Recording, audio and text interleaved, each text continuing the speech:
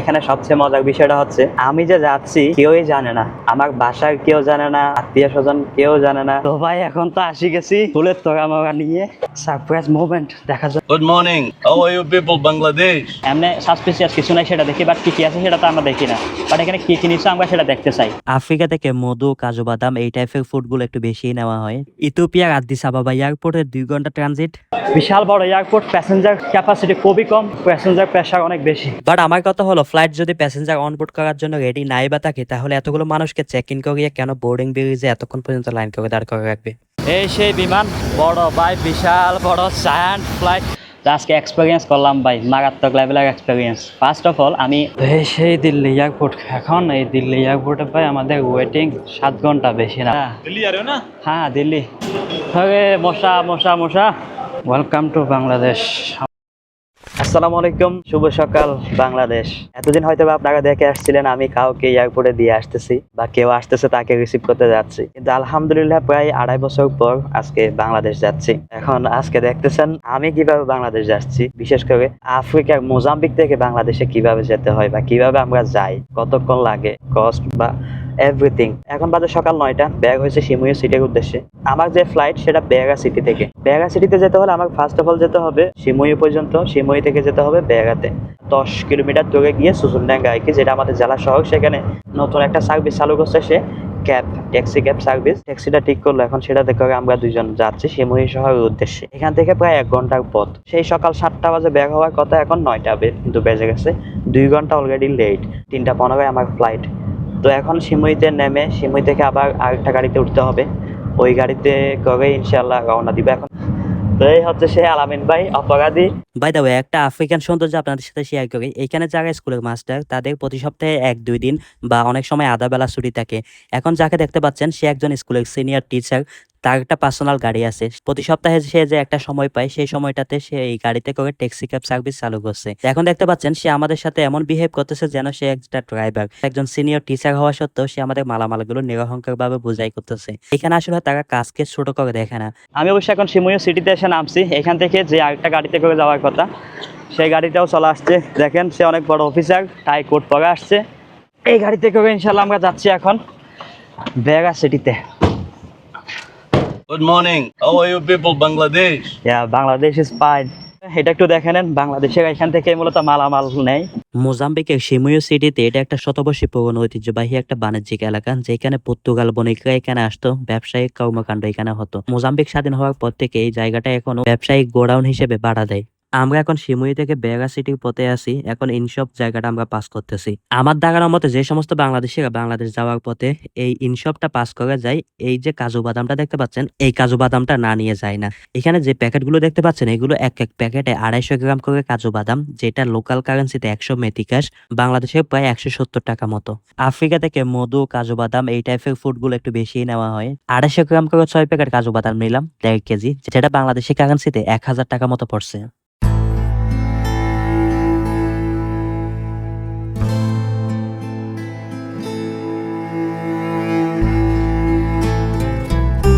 এখানে সবচেয়ে মজার বিষয়টা হচ্ছে আমি যে যাচ্ছি কেউই জানে না, আমার বাসার কেউ জানে না, আত্মীয় স্বজন কেউ জানে না। এটা অনেকটা একটা সারপ্রাইজের মতো হতে যাচ্ছে। মোজাম্বিক থেকে যাচ্ছি বাংলাদেশে, তো দেখা যাক কি হয়, কেমন রিয়াকশন আসে। আমার প্ল্যানিংটা হচ্ছে এরকম, দরজার মধ্যে দিয়ে টোকা দিব, হাই বলে চিল্লান দিব, তারপরে দেখা যাক আসলে তাদের রিয়াকশনটা কেমন আসে, সারপ্রাইজড মোমেন্টটা কেমন হয়। তো আমার আজকে যে ফ্লাইট শিডিউল এটা অনেক বেশি ভোগান্তিক। মোজাম্বিকের বেগা ইন্টারন্যাশনাল এয়ারপোর্ট থেকে ইথিওপিয়ান এয়ারলাইন্সে 4.5 ঘন্টা ফ্লাই করে ইথিওপিয়ার আদিস আবাবা গিয়ে আবার 2 ঘন্টা ট্রানজিট। সেখান থেকে আবার ইথিওপিয়ান এয়ারলাইন্সের 6.5 ঘন্টা ফ্লাই করে আবার ভারতের দিল্লি গিয়ে 7 ঘন্টা ট্রানজিট। আবার দিল্লি থেকে বিমান বাংলাদেশ এয়ারলাইন্সে 2.5 ঘন্টা ফ্লাই করে বাংলাদেশের ঢাকা, 1 ঘন্টা ফ্লাই করে আবার ডোমেস্টিক ফ্লাইটে ঢাকা থেকে চট্টগ্রাম। এই রুটের টিকিট ফেয়ার পরে রিটার্ন সহ 90,000 মেথিকাশ। আমি অবশ্য সিঙ্গেল টিকিট বুকিং দিয়েছিলাম, কারণ আমার রিটার্নটা হয়তো বা সৌদি আরব থেকে হবে ইনশাল্লাহ। আমার একটা সৌদি আরব ট্যুর দেওয়ার প্ল্যানিং ছিল, তখন রিটার্নটা আলাদাভাবে বুক করবো হয়তো। আমরা বেশিরভাগ সময় কাতার এয়ারওয়েজ দিয়ে ট্রাভেল করি, মোজাম্বিকের মাপুতো থেকে কাতারের দোহা আর দোহা থেকে ঢাকা। কিন্তু রিসেন্টলি কাতার এয়ারওয়েজের ঢাকাগামী ফ্লাইটের টিকিট ফেয়ার অনেক অনেক হাই।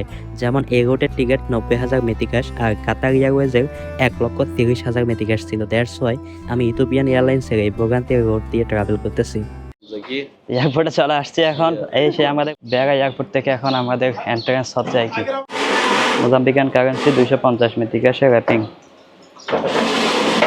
এতদিন তো আপনারা আফ্রিকার এয়ারপোর্টের বাইরের দৃশ্য বা ভিতরের দৃশ্যগুলো দেখছেন, কিন্তু ভিতরের গল্পগুলো এখনও হয়তো আপনাদেরকে শেয়ার করা হয় না বা দেখেন নাই, কারণ আমি নিজেও কখনো এক্সপিরিয়েন্স করি না এখনো পর্যন্ত। তো আজকে এক্সপিরিয়েন্স করলাম ভাই, মারাত্মক লেভেলের এক্সপিরিয়েন্স। ফার্স্ট অফ অল আমি ইথিওপিয়ান এয়ারলাইন্সের চেকিং কাউন্টারে আসছি। আমার দুইটা লাগেজ, একটা লাগেজ ছিল আর একটা কার্টন ছিল। তো লাগেজটা ঠিক ছিল ওয়েট 23 কেজি, আর যেটা কিনা কার্টন ওটার ওয়েট ছিল 24 কেজি। তো বলে যে এখান থেকে 1.5 কেজি কমে ফেলতে হবে। তো আমি বলি যে ভাই এখানে সব কিছু তো ভাই প্রয়োজনীয় জিনিস, আর তাছাড়া এখন র্যাপিং করে ফেলছি, এখন যদি কমাইতে হয় তাহলে আবার র্যাপিং করাইতে গেলে আবার টাকা লাগবে, আমার খরচ হবে। তো 1 কেজিরই তো ডিফারেন্স, দেখো ভাই কোনো রকম একটু আমার হেল্প করো। তো তারা বললো যে 500 টাকা দাও। তো 500 টাকা যখন বলছে, আমি সাথে সাথে ক্যামেরা চালু করে বলতেছি যে এখানে ইথিওপিয়ান এয়ারলাইন্স, এখানে আমার 1 কেজি ওজন বেশ হয়েছে, এর জন্য আমার কাছ থেকে 500 টাকা তারা ঘুষ চাইতেছে। তো এটা বলার সাথে সাথে দেখি যে তারা 2-3 জন অফিসার চলে আসছে, আসার পর বলছে কি হয়েছে, এই শেষ কি ভাবছে জানি না। পরে আবার বলছে ভাই দেখো এখানে তোমার ওই জাস্ট 1 কেজি মতো কমাই তোমার ওই যে কাঁধের যে ব্যাগটা আছে ওই ব্যাগের মধ্যে নাও 1 কেজি ওজনের জিনিস, তোমার কাঁধের ব্যাগটা মাপবে না, তোমার কাঁধের ব্যাগের অ্যালাওয়েন্স 7 কেজি, ওটা যদি ওখান থেকে 1 কেজি 1.5 কেজি বেশ হলেও সমস্যা নাই। এখন বোর্ডিং কমপ্লিট, লাগেজগুলো অলরেডি চলে গেছে, বেল্টে করে চলে গেছে। এখন আমি আমার বাইরে ঘুরতেছি, টুক করে আবার আমাকে ডাকছে, আমাকে না এরকম আমার সাথে একজন বাঙালি ছিল তাকেও ডাকছে, মানে বিদেশে মোটমাট যাদেরকে দেখে তাদের লাগেজগুলো হুদাই স্ক্যানের মধ্যে যে কোনো সাসপিসিয়াস কিছু ধরা পড়ে সেরকম না, মানে হুদাই লাগেজগুলো আনে, আবার এনে একটা রুমের মধ্যে নিয়ে যায় আলাদাভাবে। মাপুতো এয়ারপোর্টে আমি এটা এক্সপিরিয়েন্স করছিলাম গতবার। মাপুতো এয়ারপোর্টে আবার ওপেনলি এখানে দেখি একটা রুমের মধ্যে ঢুকাইছে, ব্যাগ বলে যে এখানে কী আছে আমরা দেখবো। তো বলে দেখতে হবে কেন, তোমাদের এখানে যদি সাসপিসিয়াস কিছু থাকে তাহলে স্ক্যানের মধ্যে তো তোমরা দেখার কথা। বলে যে এখানে কী কী আছে সেটা আমরা দেখি না, এমনি সাসপিসিয়াস কিছু নাই সেটা দেখি, বাট কী কী আছে সেটা তো আমরা দেখি না, বাট এখানে কী কী নিচ্ছে আমরা সেটা দেখতে চাই। মানে কোনো কথা নাই বার্তা নাই, বলতেছে 500 টাকা দাও। বলে যে এই যে দেখ আমার দেশের টাকা আছে আর তোর দেশের 70-80 টাকা আছে, এখানে আমার কাছে আর টাকা নাই, হ্যান ত্যান। বলে যে তাইলে খুলতে হবে, কত কাহিনী ভাই। মানে ওদের মেন মোটিভ হচ্ছে টাকা খাওয়া, এর বেশি কিছু না। পরে আবার কী করছে, আচ্ছা ঠিক আছে আমার মোবাইল ব্যাঙ্কিংয়ে আছে, মোবাইল ব্যাঙ্কিংয়ে দিই। পরে ওর নাম্বার দিয়েছে, নাম্বার ওকে আবার 500 মেথিকাশ দিতে হয়েছে। তো 500 মেথিকাশ দিয়ে তারপর আবার ব্যাগ আসলাম আর কি। তো এখানে ভাই মানে যত বাঙালি বলেন, ইন্ডিয়ান বলেন, মানে যত বিদেশি আছে, বিদেশি লাগেজ দেখলেই সাথে সাথে বল কি খুলে দেখবো কি আছে আমরা দেখবো। Finally on board Ethiopian airlines, জানালার পাশে সিট পাইছি। 3:30টায় ফ্লাই করার কথা, 3.5 ঘন্টার একটা ফ্লাইট টাইম। আমার পাশে এক ভদ্রলোক পড়াশোনা করতেছে। আপনারা অনেকে হয়তো বা শুনে থাকেন যে বাংলাদেশ থেকে একবার আফ্রিকায় গেলে আফ্রিকা থেকে আবার বাংলাদেশ ব্যাক আসাটা অনেক বেশি কষ্টকর, কারণ আফ্রিকায় গিয়ে বৈধ হওয়াটা অনেক বেশি যায় ঝামেলার ব্যাপার স্যাপার, অনেকের ক্ষেত্রে বছরের উপর বছর লেগে যায়। এই বিষয়টা আসলে আফ্রিকা মহাদেশের একমাত্র দেশ সাউথ আফ্রিকার ক্ষেত্রে হয়ে থাকে, বাট আমি তাকে আফ্রিকার মোজাম্বিকে, এই মোজাম্বিকের বৈধতা সিস্টেমটা অনেকটাই মিডল ইস্টের মতো। এইখানে আসলে একটু টাকা খরচ বেশি হলেও বৈধ হওয়া যায় খুব সহজে। একবার যদি বৈধ হতে পারে তাহলে তার বৈধ ওয়ার্ক পারমিটস বা রেসিডেন্স পারমিট গুলো প্রতি বছর বছর রিনিউ করতে পারে। আমার ওয়ার্ক পারমিট বিষয় আছে যেটা আমি প্রতি বছর রিনিউ করে আমার বিজনেস ডকুমেন্টস গুলো সাবমিট করার মাধ্যমে, আর এই ডকুমেন্টটা থাকলে যে কোনো সময় বাংলাদেশ যাওয়া আসা করা যায়।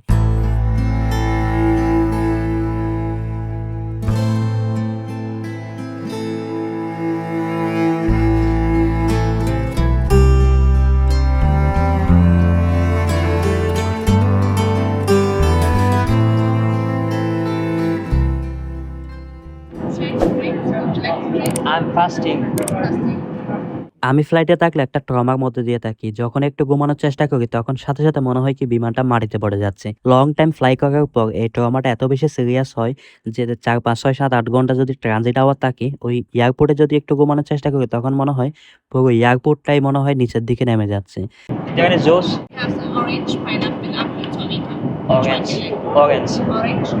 ইথিওপিয়ান এয়ারলাইন্সের ডিনার দেখা যাচ্ছে এখানে একটা সমোসা আর একটা চিকেন রোল, সাথে একটা বান আর 1 গ্লাস জুস, 1 গ্লাস পানি, একটা বিস্কিট আর একটা ক্রিম টাইপের কিছু একটা দিছে, সাথে কিছু খেজুর, আর এখানে দিছে কিছু ছোলা আর কিছু শিমের বিচি। মেইন ডিশ ছিল এখানে রাইস আর সাথে বিফ। সর্বশেষ 1 কাপ কফি। যত বেশি পসিবল হয় আমি কফি খাওয়ার চেষ্টা করি। আরেকটা ইন্টারেস্টিং ফ্যাক্ট হচ্ছে আমি বিমানে কোনো ধরনের খাবার নষ্ট করি না, যেটাই দেয় সবটাই শেষ করি, অনেকটাই চেটে পুটে খাওয়ার মতো। এই ফ্লাইটটা অবশ্য তেমন বেশি উন্নত ছিল না, কোনো মনিটরও ছিল না, অনেক বোর লাগতেছিল। পরে ল্যাপটপটা বের করে বাংলা নাটক দেখতেছিলাম।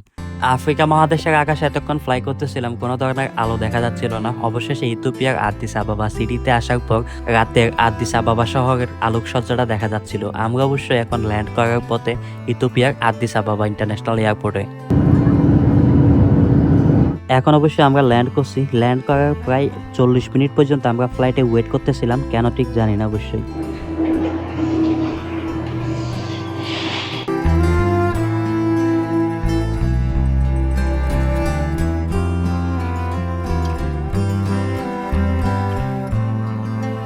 অনেক ভোগান্তিকর একটা জার্নি হচ্ছে, বলার মতো আসলে না।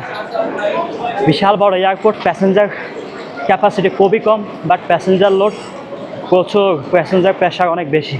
সো গাইস, এখানে ট্রানজিট 2 ঘন্টা, কিন্তু ভাই এখানে কিছু খাবো সে রুচিটাও নাই, ইন্টারেস্টটাও নাই। আজকে আমার জার্নিটা একটু বোরিং হওয়ার পিছনে সবচেয়ে বড় যে কারণটা, পিছনে ব্যাগটা প্রায় 15 কেজি কাছাকাছি হবে ব্যাগটা, সাথে কম্পিউটার ব্যাগ।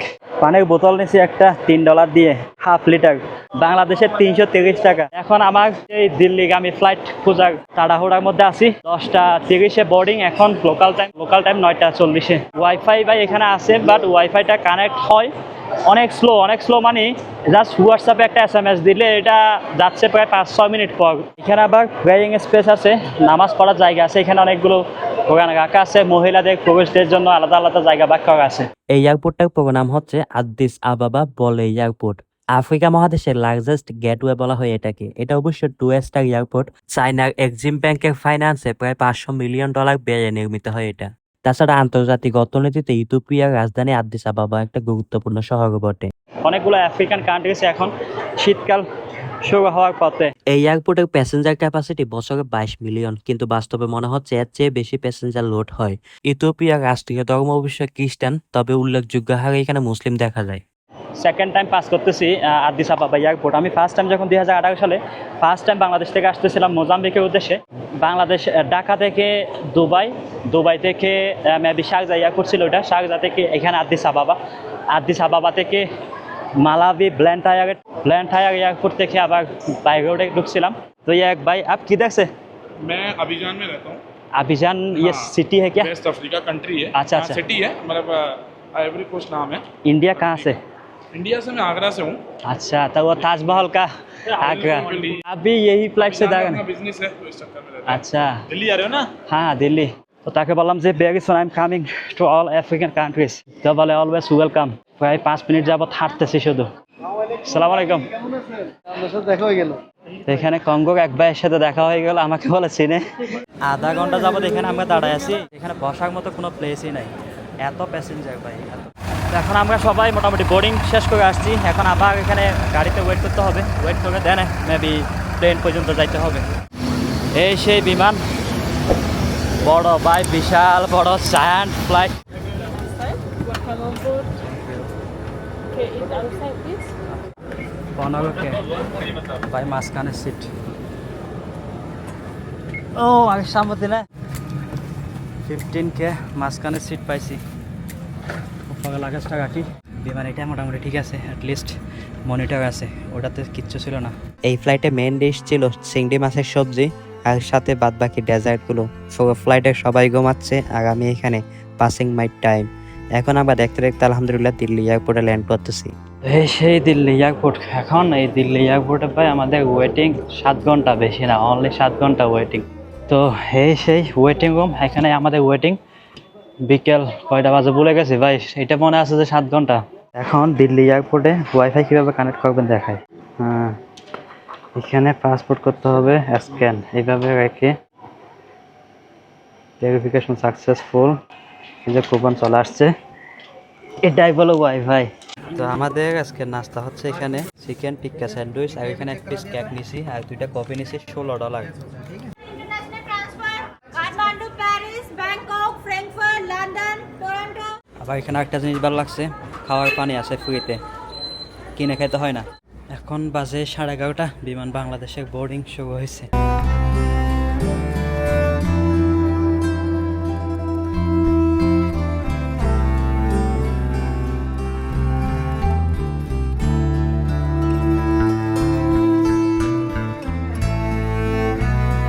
আটটা বল হয়ে গিয়ে 2.5 ঘন্টার ফ্লাইট হতে যাচ্ছে, এটা আমাদের বাংলাদেশ বিমান এয়ারলাইন্সে করে। সেই আফ্রিকার মোজাম্বিক থেকে ইথিওপিয়া থেকে দিল্লি, এই 3টা দেশের মধ্যে আমরা 2টা বিমানে করে ফ্লাই করে দিল্লি থেকে এখন বাংলাদেশ বিমান এয়ারলাইন্সে উঠতে যাচ্ছি বাংলাদেশের ঢাকায় যাওয়ার জন্য।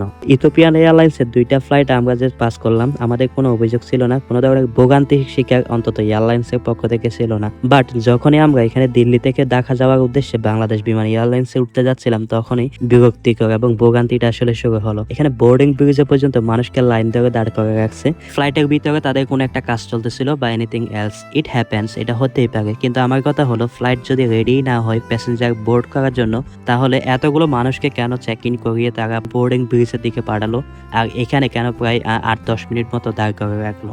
এই জিনিসটা নিজের কাছেও খারাপ লাগছিল, পাশাপাশি এখানে অন্যান্য বিদেশিরাও ফ্লাই করতেছিল, তাদের দিকে তাকিয়েও নিজেদেরকে অনেক লজ্জিত ফিল হলো। ফাইনালি 6 বছর পর আবার বিমান বাংলাদেশ এয়ারলাইন্সের সাথে দেখা হলো। বিমান বাংলাদেশ এয়ারলাইন্সে ফ্লাই করা হচ্ছে আজকে আবার। হাতল নামিয়ে রাখুন। সবাইকে একটা করে মিনি জুস দিয়ে যাচ্ছিল, ম্যাঙ্গো জুস। আমি মনে করছিলাম শুধু এই ম্যাঙ্গো জুসটাই হয়তো বা আমাদেরকে দিবে, ভাবলাম মাত্র 2.5 ঘন্টার একটা ফ্লাইট, হয়তো বা নাস্তা বানিয়ে দিবে হালকা, বাট এখানে দেখি লাঞ্চও দিচ্ছে আমাদেরকে। তো বিমান বাংলাদেশ এয়ারলাইন্সের লাঞ্চ ছিল এখানে একটা পেস্ট্রি কেক ডেজার্ট হিসেবে, সাথে মেইন ডিশ ছিল চিকেন বিরিয়ানি মেবি, আর পাশে ছিল ভাজি, চিচিঙ্গা, টমেটো, গাজর। স্বাদটা ভালোই ছিল, খারাপ না। গতকালকে থেকে আমি বাইরে, আপনাদের অনেকের মাইন্ডে কোয়েশ্চন আসতে পারে যে বাড়িতে আমার কারোর সাথে কি যোগাযোগ নেই, তারা কি আসলে জানে না যে আমি যাচ্ছি। আমি যখন বাংলাদেশ যাওয়ার টিকিটটা কনফার্ম করছিলাম তখনই আমি বলছিলাম বাড়িতে যে আমার সাউথ আফ্রিকার একটা ট্যুর আছে বেরেসন। তো যেদিন আমি এয়ারপোর্টে যাওয়ার উদ্দেশ্যে বের হয়েছি সেদিন বলছি যে আমি সাউথ আফ্রিকায় যাচ্ছি, 2 দিন হয়তো বা বাইরে থাকবো, বাস বা ট্রেনে হয়তো বা থাকবো, অফলাইনে থাকতে পারি, মাঝে মধ্যে পসিবল হলে কন্ট্যাক্ট করবো। সেভাবে তাদেরকে ডাইভার্ট করে রাখছিলাম। সিট বেল্ট বাঁধার সংকেত বন্ধ হবে এবং কেবিনে আলো সম্পূর্ণ জ্বালিয়ে দেওয়ার পর সিট বেল্ট খুলবেন এবং নাম্বার সাফার প্রস্তুতি নেবেন। এখন ঢাকায় সময় সন্ধ্যা 6:19 এবং মাটিতে তাপমাত্রা 33 ডিগ্রি সেলসিয়াস। নাম্বার সবার সঙ্গে আনা হাতব্যাগ ইত্যাদি সাথে নিয়ে নামবেন। মাথার উপরে লকার সাবধানে খুলবেন যাতে ভিতরকার মালামাল আপনার বা অন্য কারো উপর না পড়ে। এ হচ্ছে বাংলাদেশের ফার্স্ট লোক।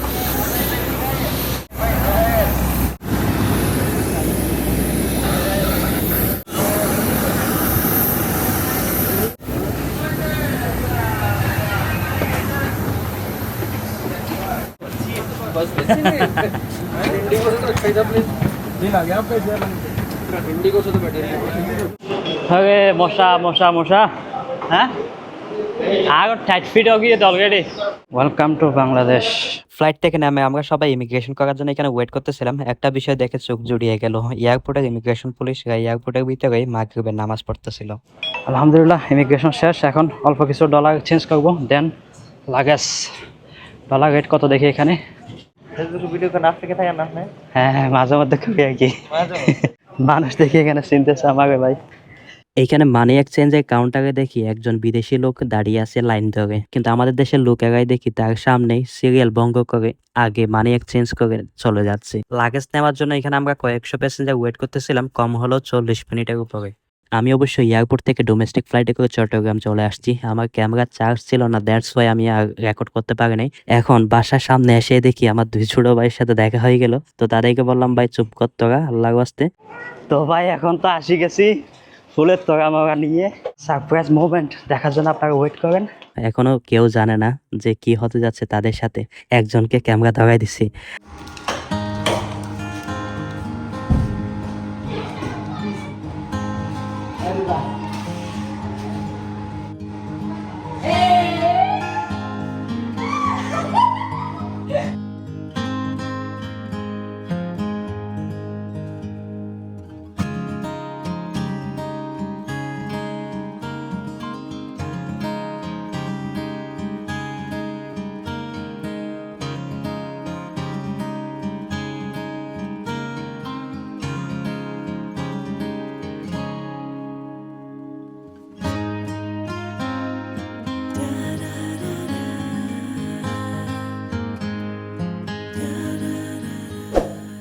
সে আফ্রিকার মোজাম্বিক থেকে 5টা এয়ারপোর্ট আর 4টা ফ্লাইট চেঞ্জ করে বাংলাদেশ আসলাম।